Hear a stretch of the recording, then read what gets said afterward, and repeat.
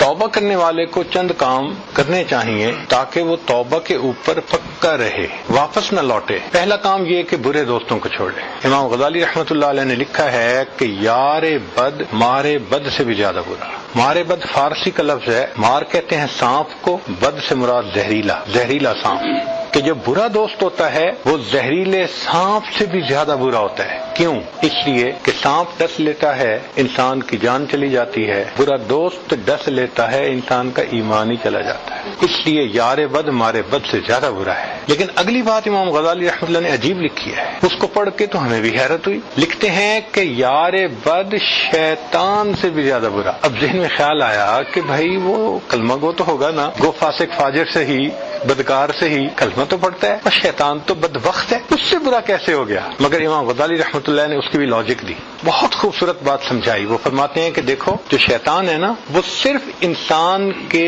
ذہن میں گناہوں کا وسوسہ ڈالتا ہے، انسان کے دل میں گناہوں کا وسوسہ ڈالتا ہے، اس سے اوپر تو کچھ نہیں کر سکتا، صرف میسج بھیجتا رہتا ہے گناہوں کے۔ آپ اس میسج کو نہ پڑھیں، میسج کو ڈیلیٹ کر دیں، یہ تو آپ کا اختیار ہے نا، وہ کوئی پابند تو نہیں کرتا، پڑھنا بھی ہے، اس پر عمل بھی کرنا ہے، یہ تو ہمارا سویٹ چوائس ہے۔ تو شیطان انسان کے ذہن میں صرف گناہ کا میسج بھیج سکتا ہے، دیٹس اٹ۔ فرماتے ہیں جو برا دوست ہوتا ہے وہ ذہن میں گناہ کا خیال ہی نہیں ڈالتا، انسان کو بازو سے پکڑ کر گناہ کا ارتکاب کروا دیتا ہے۔ اس لیے جو برا دوست ہوتا ہے وہ شیطان سے بھی زیادہ برا ہوتا ہے۔ اور اللہ کی شان کے ہم روز اللہ سے عہد کرتے ہیں، اللہ ہم نے بروں کو چھوڑ دیا، باوضو ہو کے عہد کرتے ہیں، مسجد میں کھڑے ہو کے عہد کرتے ہیں۔